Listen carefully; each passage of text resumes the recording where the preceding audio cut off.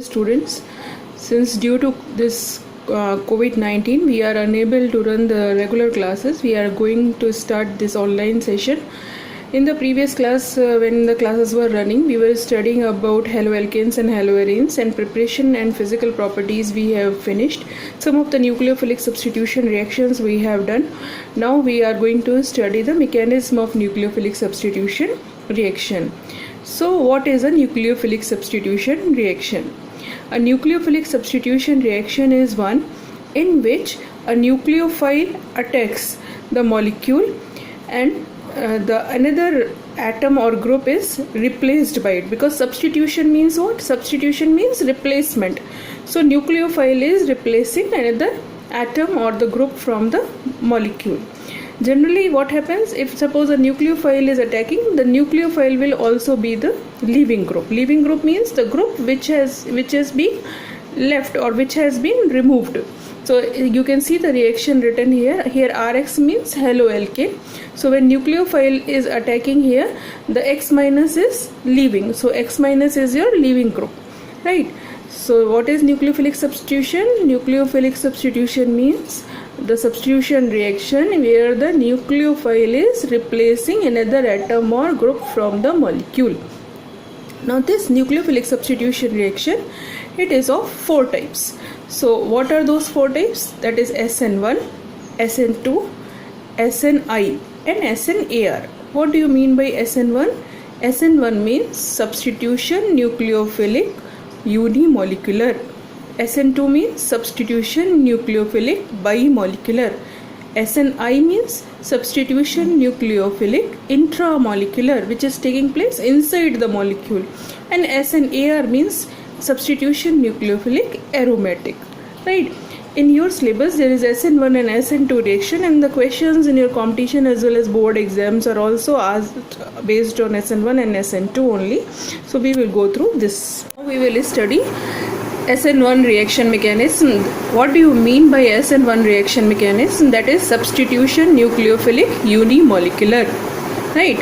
S for substitution, N for nucleophilic, 1 means unimolecular. So the reaction between tertiary butyl chloride and OH minus. This OH minus can come from your NaOH aqueous, that is sodium hydroxide, or KOH, or it may be coming from the water. Here water may act as a nucleophile as well as solvent. So when tertiary butyl chloride reacts with OH minus, which is a nucleophile, then tertiary butyl alcohol is formed and Cl minus is removed, right? So this reaction, it follows SN1 reaction mechanism. So the reaction takes place in two steps. The first step is formation of carbocation. In the first step, the leaving group, here the leaving group is this Br minus group. So when this water attacks this haloalkane, so this leaving group, it is left. This bond, CBr bond, gets broken, right?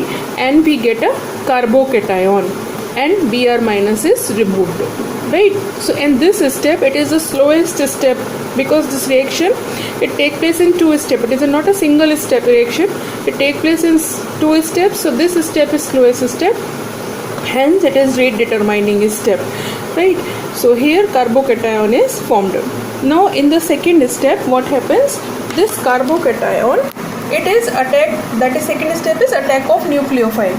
So this carbocation, it is attacked by this nucleophile. See here, OH minus is your nucleophile, and this carbocation, it is attacked by this nucleophile, and we get two products. Since here you can see that this carbocation, it is planar, since it is sp2 hybridized. So what happens? It is planar carbocation.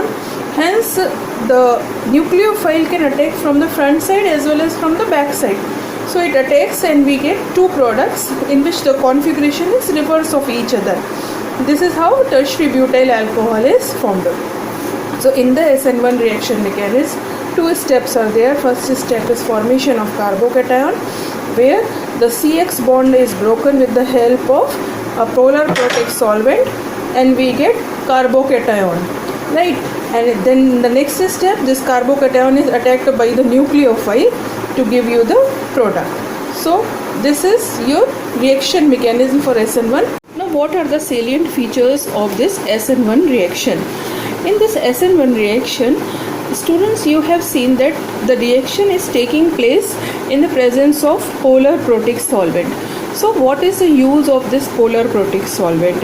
So, this polar protic solvent here we are taking is water molecule. So, what is its use? It will help in breaking of the CX bond, right?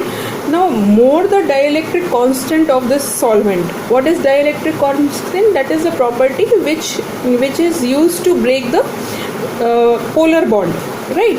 So, water is a very high, it has very high dielectric constant of 80. It means it can promote the breaking of the bond 80 times.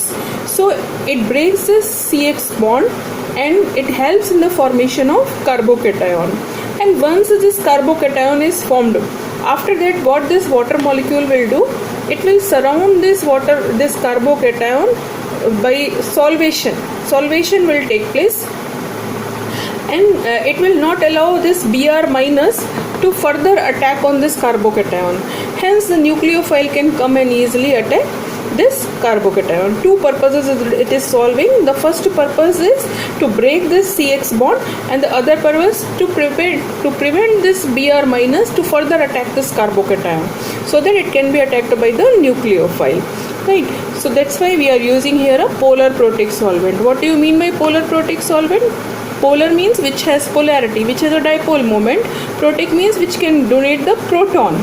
So we have many polar protic solvents such as water molecule is there, ethanol, methanol, ethanoic acid. They are polar protic solvents which can be used here in this reaction, right? Then the second salient feature is that we call it as a unimolecular reaction. Now, what do you mean by unimolecular reaction? This unimolecular means that in the rate determining step, see here the first step is rate determining step, and how many reactants are participating here? Only one reactant is participating here. So in the rate determining step, as many molecules are participating, that is known as molecularity of the reaction. Since here only one molecule is participating, hence it is a unimolecular reaction, right? So therefore it is written as substitution nucleophilic unimolecular.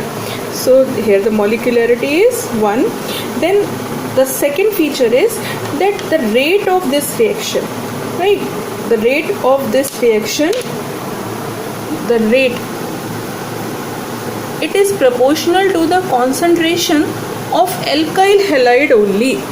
It does not depend upon the nucleophile. It depends upon only on the concentration of alkyl halide. So the number of molecule on whose concentration the rate of reaction depends is known as order of reaction. So here the rate is depending only on the one molecule. Therefore the order of reaction is 1. So it is a first order reaction, right? The third feature is first order reaction. First feature, it happens in the presence of polar protic solvent. Second feature, it is a unimolecular reaction. Third, it is following the first order kinetics, that is, it is a first order reaction.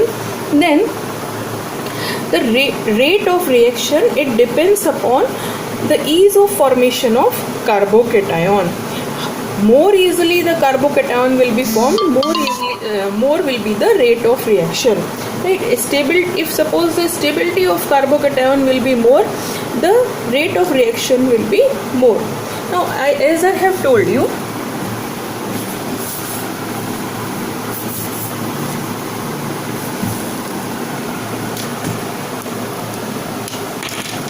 that the stability of carbocation is tertiary carbocation is more stable, then secondary, then primary, and then methyl carbocation. This is for the simple carbocations.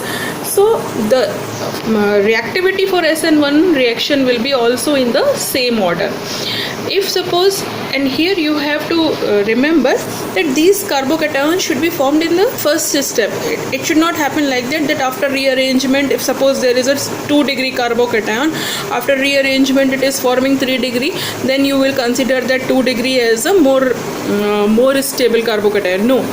In the first step, if suppose 2-degree is forming, then we have to consider it as 2-degree only. So if 3-degree carbocation is most stable, hence the reactivity where 3-degree carbocation is formed will be more for the haloalkane. If we consider benzyl and allyl also, then in that case, if there is 2 degree benzyl carbocation, it is more stable than 2 degree allyl carbocation, then 3 degree, then 1 degree benzyl carbocation, then 1 degree allyl carbocation, then 2 degree carbocation, then 1 degree, and then methyl carbocation. So this will be ordered for the stability of carbocations, and on the same basis the reactivity of haloalkanes will be depending, right? Now the next feature is that it can also, because here the rate of reaction, it is depending only on the concentration of alkyl halide. I have told now that rate is depending only on the concentration of alkyl halide. So it does not depend upon the concentration of nucleophile. Hence the reaction can also take place in the low concentration of nucleophiles, right? If there is low concentration of water, then also the rate of reaction will be remaining the same. Then the next feature is that this reaction, it is highly exothermic. Why it is highly exothermic? Because here CX bond is being broken and CO bond is formed. The stability of this CO bond, it is more than CX bond. Hence the energy is released. So the reaction is exothermic. Delta H will be less than 0. So the reaction is exothermic. And when the reaction is exothermic, according to Le-Chatelier's principle, as I have told, the reaction will be favored at a low temperature. So this reaction will be favored at low temperature. And if suppose the carbon is a chiral carbon, that we will study when we will study optical isomerase. So if it is chiral carbon, in that case, see the second step, here we have a planar carbocation. Since planar carbocation is there, then this OH minus can attack from the front side as well as from the back side. Therefore we will have two type of configuration. If suppose this carbon is attached to for 3 different groups, it is known as chiral carbon. So if this is a chiral carbon, if this carbon is attached to 3, here only 3 are there, but otherwise 4 valencies, all the 4 valencies, if they are attached to different groups, it is known as chiral carbon. So if this is a chiral carbon, and after formation of carbocation, all the groups, 3 groups are different, then this is chiral carbon. And when this nucleophile is attacking it, it can attack from the front side as well as it can attack from the back side. So therefore we will have 2 different type of configuration. One in which this OH is attached from on the front side, and the other in which this OH group is attached on the back side. And then in that case we will, if suppose it is attached on the same side, it is known as retention of configuration. If it is attached on the back side, it is known as inversion of configuration. So retention as well as inversion of configuration will take place, and we will have both the 2 configurations, D form and L form, both will be formed, and we can say that racemization may take place here, right? So these are the salient features of SN1 reaction.